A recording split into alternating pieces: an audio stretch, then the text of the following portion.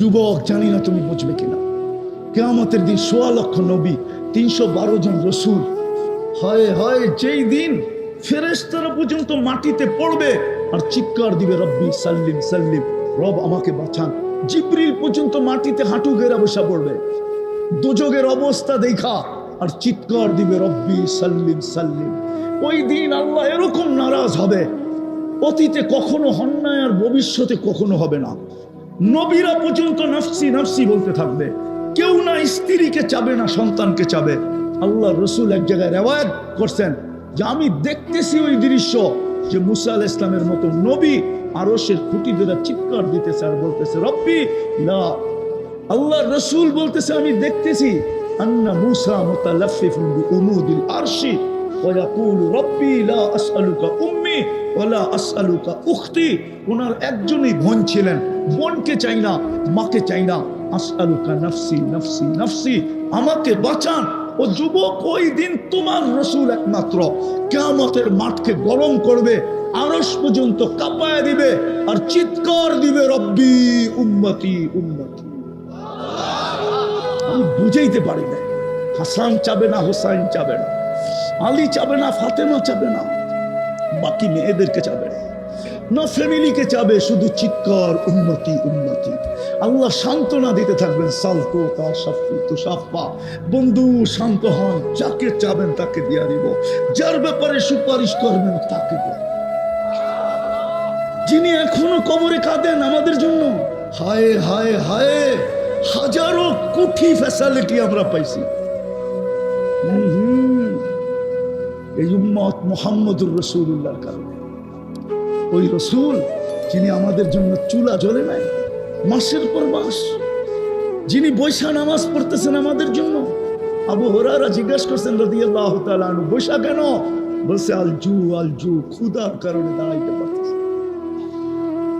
যিনি 23 বছর চোখের পানি বন্ধ হইতে দেন না, আজকে আল্লাহ করুক যুবক তোর দিলে বসো আমার কথা, 23 বছর চোখের পানি বন্ধ হতে দেন না।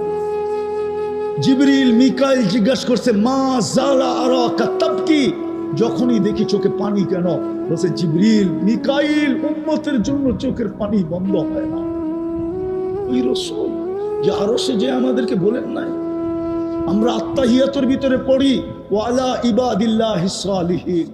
আল্লাহ তো বন্ধুকে সালাম দিছিলেন, বন্ধু প্রথমে আল্লাহর কাছে তোহফা পেশ করছিলেন, উপটকন পেশ করছিলেন।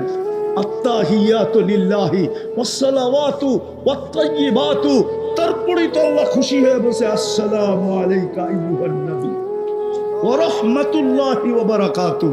আল্লাহ তো বন্ধুকে সালাম দিছিলেন, আমাদেরকে তো দেন নাই। বন্ধু তো চিৎকার দিয়ে উঠছে আমাকে সালাম উম্মত। আরো সে যে যিনি উম্মত বলেন নাই। আগের দিকে যাওয়া যাবে না, সময় কম। এতটুকু শোনাই, মুসা আলাইহিস সালামকে নিজের দর্শন দেন নাই, শুধু তাজাল্লি দিছেন। ফাতাজাল্লা লিল জাবাল, তাজাল্লি দিছেন। 40 দিন বেহুশের মতো ছিলেন মুসা আলাইহিস সালাম। আর আল্লাহর রাসূল তো নৈকট্য লাভ করতে করতে করতে করতে করতে বাবা কাউসাইনি আও আদনা সুম্মা দানা ফাতাদাল্লা ফাআওহা ইলা আবদিহি মা আওহা, এরকম কাছে চলে গেছেন, এরকম নৈকট্য লাভ করছেন যেখানে নূরের জগৎ, কোনো পর্দা নাই। ওইখানে যাওয়ার পরে তো হায় হায় হুশি হারায় ফেলার কথা ছিল। জিবরিলই তো বললেন যিনি নূরীদের সর্দার, নূরের তৈরি ফেরেশতা। জিবরিল আলাইহিস সালাম চিফ অফ স্টাফ, ফেরেশতাদের সর্দার। উনি তো সঙ্গ ছেড়ে দিলেন সিদরাতুল মুনতাহায় যায়। জিজ্ঞেস করলেন আগে যাবেন না? অনুমতি নাই, শরীরে ফিটনেস হইল। মনে হুজুরে ফিটনেস বোঝে নাই, শরীরে শক্তি নাই, আগে কারো যাওয়ার অনুমতি নাই। একজনের আছে, উনি আপনি। হায় হায়, ওই রাসূল আরশে বলে নাই, যিনি দুনিয়ার থেকে যাওয়ার সময় কাঁদতে কাঁদতে যান। জিবরিল জিজ্ঞাসা করছে কাঁদেন কেন? বলছে ফামাল লিবাদিল উম্মতি, আমার উম্মতের নারী পুরুষ যুবক বৃদ্ধ ছোট বড়কে কে দেখা রাখবে? আল্লাহ অঙ্গীকার দিছে আমি দেখা রাখবো।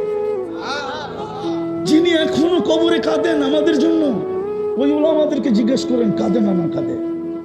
আল্লাহওয়ালারা দেখে না, না দেখে, দেখে না দেখে না। আমি পুরা টিম নিয়ে আসতে পারি এখানে, পুরা স্বপ্ন দেখছে। আল্লাহ রসুল হাতিমে কাবায় কাঁদতেছেন, বলছে কাঁদেন কেন? বলছে আমার বাংলাদেশের উন্নতির জন্য কাঁদি। আমার বাংলাদেশের উন্মত সরল সহজ সাদা সিধা, যেই দিকে বাতাস ওই দিকে পার। আমার বাংলাদেশের উন্মতের জন্য কাঁদি। এই জন্য আমি বলি আল্লাহ রসুলের পক্ষ থেকে বাংলাদেশের মানুষ সরল সহজ সাদা সিধা।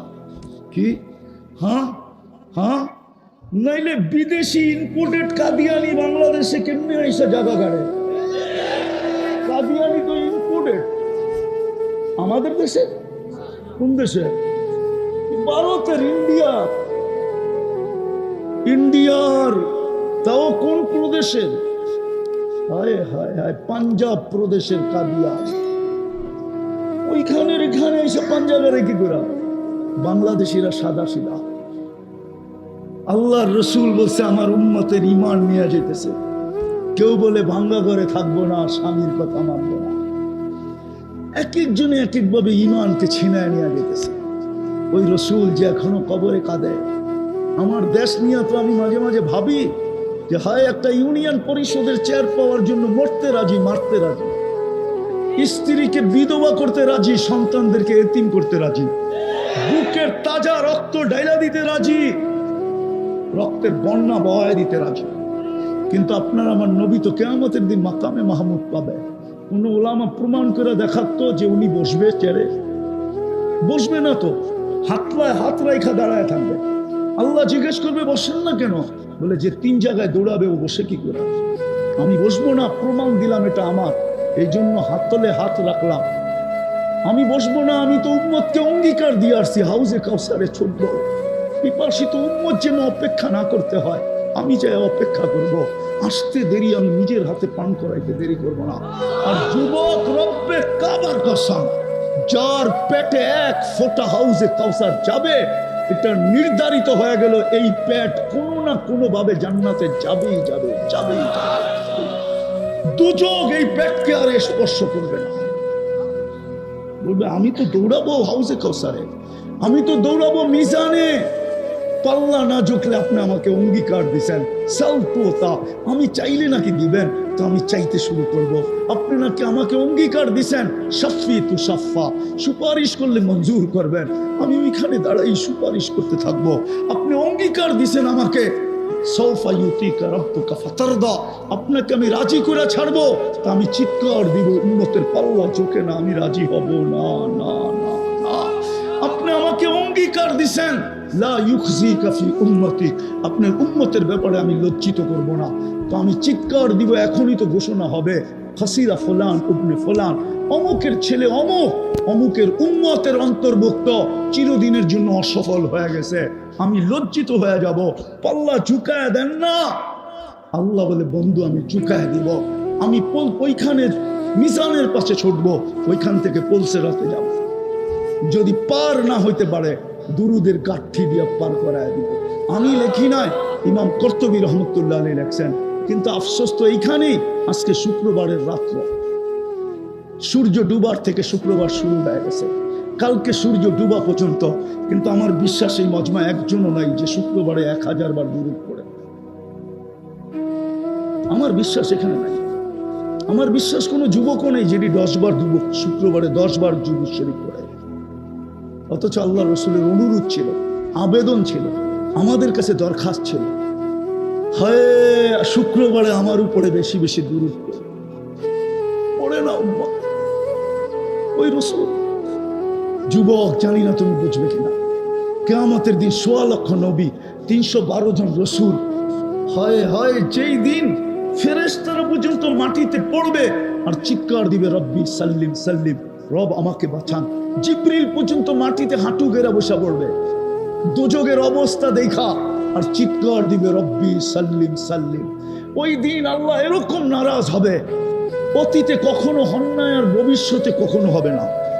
নবীরা পর্যন্ত নাফসি নাফসি বলতে থাকবে, কেউ না স্ত্রীকে চাবে না সন্তানকে চাবে।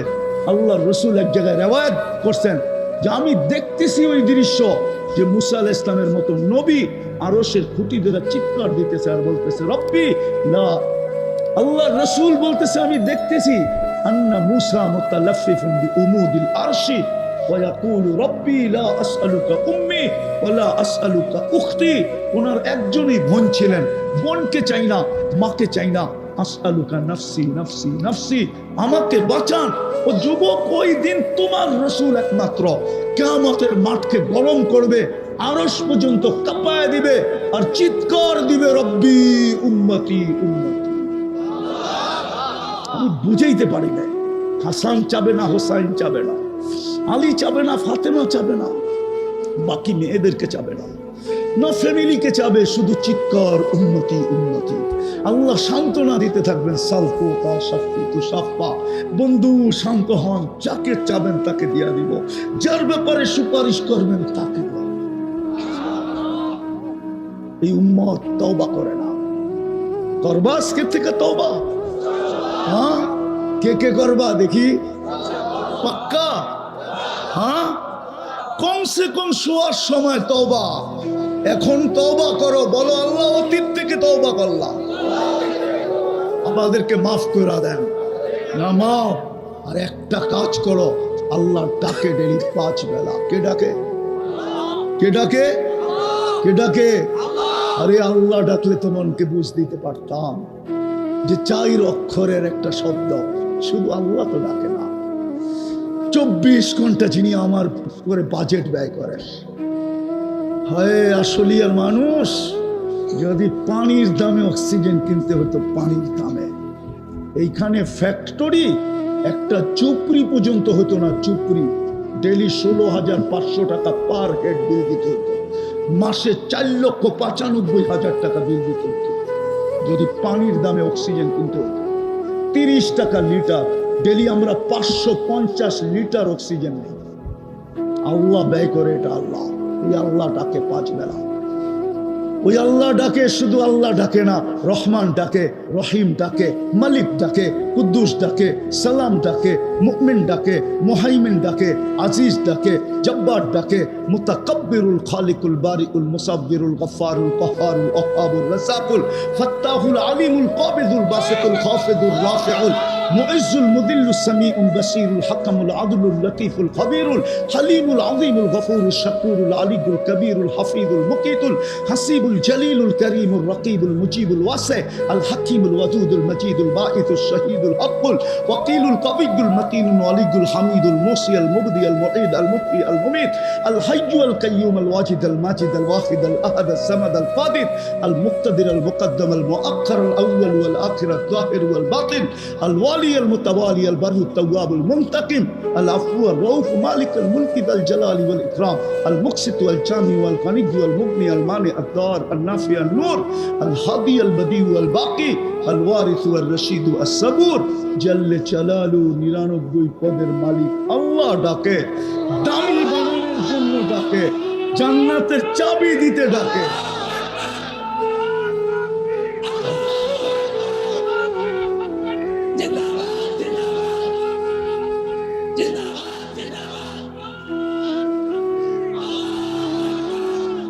জান্নাতের মালিক বানানোর জন্য ডাকে, তোমাকে আমাকে দামি বানানোর জন্য ডাকে। হ্যাঁ হ্যাঁ, ওলামা মানবে কিনা আমি জানি না। এই উম্মত দোজখে যাবে আমি মানি, কিন্তু হাতকড়ি থাকবে না, পায়ে বেড়ি থাকবে না, গলায় ছিকল থাকবে না, চেহারা চকচকে থাকবে। দোজখের দারোগা মালিক জিজ্ঞেস করবে এটা আবার কেমন আসামি, হাতকড়ি কই, বেড়ি কই, ছিকল কই, চেহারা চকচকে। আল্লাহ বলবে আমার বন্ধুর উম্মত, বেশি কথা বেশি। বলবে হাত করি নাই কেন? বলে যেই হাত উঁচুতে ব্যবহার হয় ওই হাতে হাত করি লাগে না। বলছে পায়ে বেড়ি নাই কেন? বলে যেই পাও আমার ঘরের দিকে হাঁটে ওই পায়ে বেড়ি লাগে না। বলছে গলায় ছিকল নাই কেন, চেহারা ঝকঝকে কেন?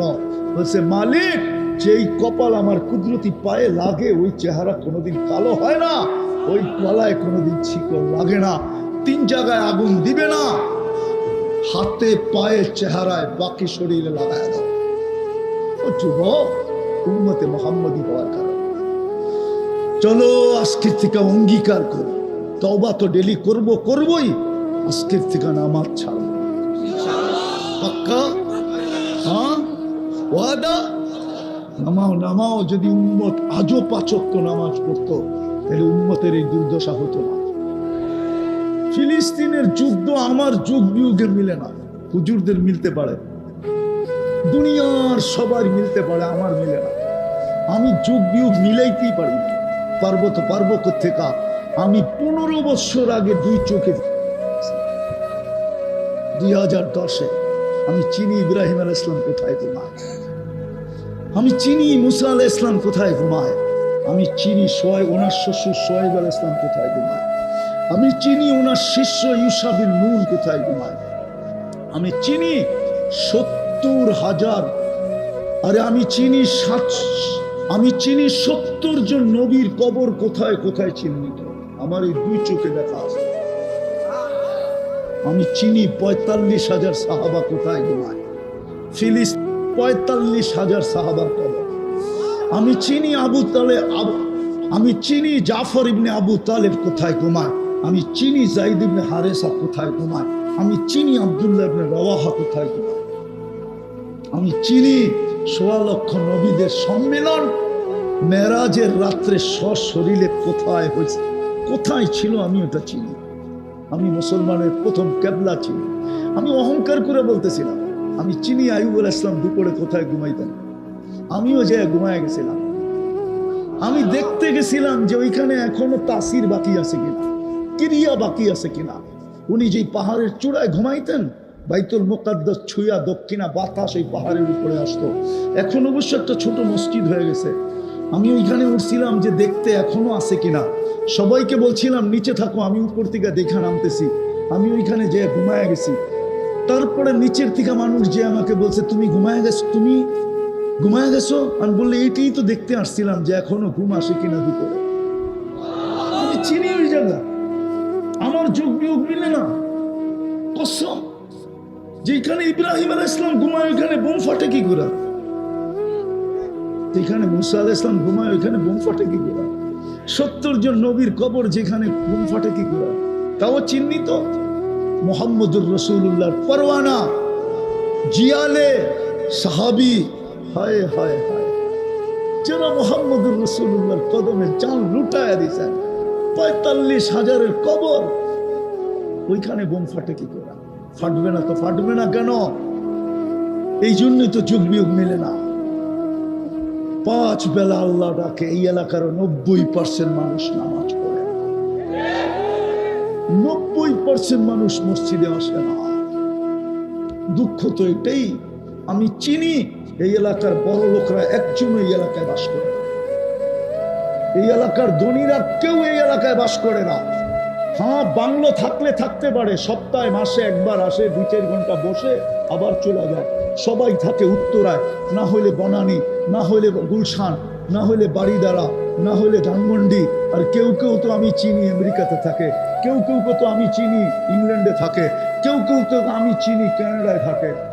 এই এলাকার মানুষ আমি চিনি, অথচ আল্লাহ নিজের ঘরটা আমাদের মহল্লায় দিয়ে গেছে। যুক্তিতে তো আসে না, আল্লাহ কেন আমাদের মহল্লায় ঘর দিবে? আল্লাহর চেয়ে উন্নত কে আছে? আরে বলেন না, আল্লাহর চেয়ে ধনী কে আছে? আল্লাহর চেয়ে বড় কে আছে? আল্লাহু আকবার। আল্লাহর চেয়ে বড় কে? উনি কেন ঘরটা আমাদের মহল্লায় দিল? দিছিল তো আমি যেন 2 কদম দিয়ে দামি হতে পারি, আমি যেন 2টা কদম দিয়ে জান্নাতের চাবিটা হাতে নিতে পারি, আমি যেন 2 কদম দিয়ে সার্টিফিকেটটা নিতে পারি। মানুষকে বলে দিছে আল্লাহ, যাকে বেশি বেশি মসজিদে আসতে দেখো তোমরা মরার আগেই সার্টিফিকেট দিয়া দাও, এটা ইমানদার। যাকে সকাল বিকাল মসজিদে আসতে দেখো ওকে তোমরা সার্টিফিকেট দিয়া দাও, কিয়ামতের দিন উঠছে বেশি আলোকিত কেউ হবে না। বাশশিরিল মাশাঈনা ফি যুলামি ইলাল মাসাজিদি বিন নূরিত তাম ইয়াউমাল কিয়ামা। এই জন্যই তো গট্টা গলি গলি দিছিল, নাইলে আমার যুক্তিতে তো আসে না। বাংলাদেশের গলিতে গলিতে মসজিদ কেন দিলেন? দুনিয়ায় যেখানেই মসজিদ বানাইতে চায় ওইখানেই কেন মসজিদ বানাইতে দিলেন? যুক্তিতে তো বলে না আল্লাহর মতো সত্তা, আল্লাহর মতো ভান্ডারওয়ালা। আমরা আর কি বললো? চলেন একটা হাদিস বহুদিন পরে মনে উঠলো, শুনে আদি, শুনবেন? হ্যাঁ, আল্লাহ বলে লাউ জামা আউয়ালাকুম ওয়া আখিরাকুম ওয়া জিন্নাকুম ওয়া ইনসাকুম ওয়া হাইয়াকুম ওয়া মাইয়িতাকুম ওয়া যাকারাকুম ওয়া উনসাকুম ওয়া ইয়াবিসাকুম ওয়া রুতাবাকুম ফি সাঈদিন ওয়াহিদিন ফাসআলু কুল্লা ওয়াহিদাতিন মিনহুম মাসআলা ফাআতু কুল্লা ওয়াহিদাতিন মাসআলা মা নাকাসা মিন খাযাইনি শাই কামা ইয়ানকুসুল বাহরু ইদা উদখিলাল মিখয়ালু ফি। আল্লাহ বলে সমগ্র সৃষ্টি, তোমাদের জিন, তোমাদের ইনসান, তোমাদের নারী, তোমাদের পুরুষ, তোমাদের জীবিত, তোমাদের মৃত্যু, তোমাদের ছোট, তোমাদের বড়, তোমাদের শুকনা, তোমাদের বীজা, সমগ্র সৃষ্টি যদি কোনো ময়দানে জমা হয় আর আমার কাছে যদি চাইতে থাকে আর আমি যদি সবার আশা অনুযায়ী সবাইকে দেই, তো আমার ভান্ডারে এতটুকু কমবে না। সমুদ্রে সুই ঢুকায়া বাহির করে নিয়ে আসলে সুইয়ের মাথায় লাইগা যতটুকু পানি সমুদ্রের থেকে আসবে আর সমুদ্রে কমবে, আমার ভান্ডারে এতটুকুও কমবে না। ওই আল্লাহ কেন গড়টা দিবে এই মহল্লা? কেন দিবে? আমরা কি আসলিয়া চিনি না? আমার তো মনে আছে আমি নৌকা দিয়ে আসছিলাম, আবার রাগ হয়ে যায় কিনা, 85-তে আমি জমিন কিনতে আসছিলাম। এই যে ওই পারের থেকে আমি নৌকা দিয়ে এই পারে আসছি, তখন পুরাটাই হাওর ছিল।